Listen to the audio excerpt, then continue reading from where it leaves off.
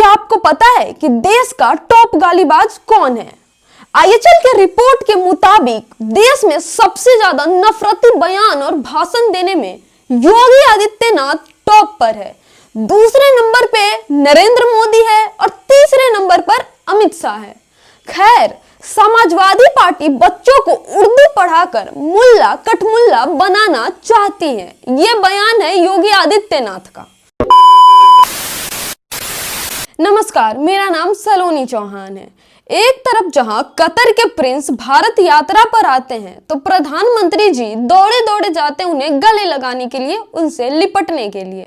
वहीं दूसरी तरफ उत्तर प्रदेश के सीएम योगी आदित्यनाथ सदन में खड़े होकर देश के मुसलमानों को मुल्ला कठमुल्ला कहकर गाली देते हैं।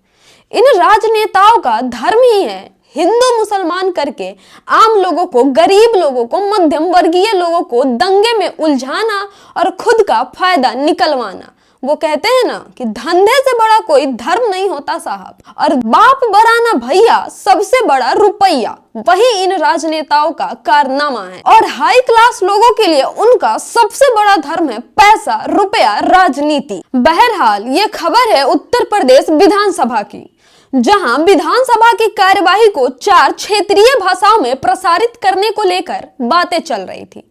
ये 4 क्षेत्रीय भाषा थी ब्रज, बुंदेलखंडी, भोजपुरी और अवधी। इन 4 भाषाओं के अलावा हिंदी और अंग्रेजी में भी सदन के कार्यवाही का प्रसारण होता था।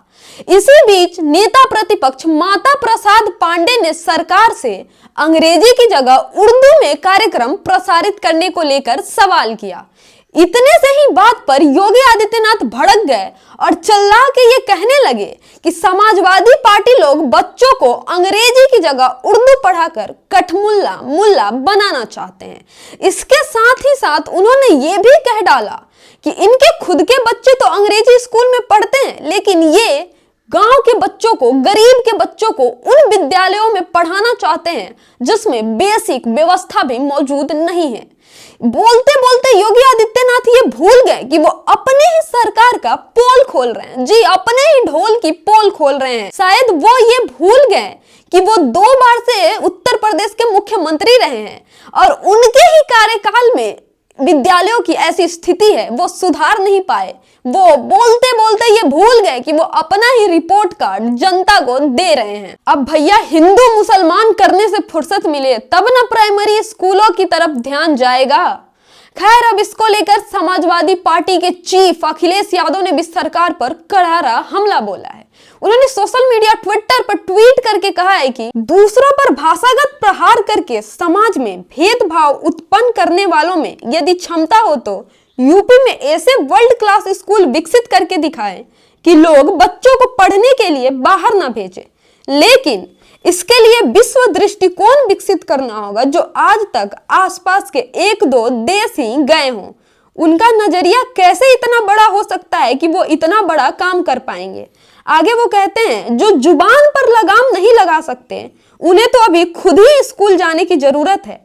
उत्तर प्रदेश विधानसभा में असंसदीय शब्दों के इस्तेमाल न करने के लिए भी एक क्लास होनी चाहिए। उस क्लास के लिए एक विद्यार्थी तो मिल ही गया है, बाकी भाजपाइयों से ये क्लास अपने आप भर जाएगी। ये कहना है अखिलेश यादव का। वहीं दूसरी तरफ आम आदमी पार्टी के नेता संजय सिंह ने भी ट्वीट करके योगी आदित्यनाथ के मजे लिए हैं। उनका ट्वीट आपके स्क्रीन पर। संजय सिंह ये ट्वीट कर रहे हैं, योगी जी ने 4 मिनट 28 सेकेंड के उर्दू के खिलाफ दिए गए भाषण में 9 शब्द तो उर्दू के ही बोल डाले।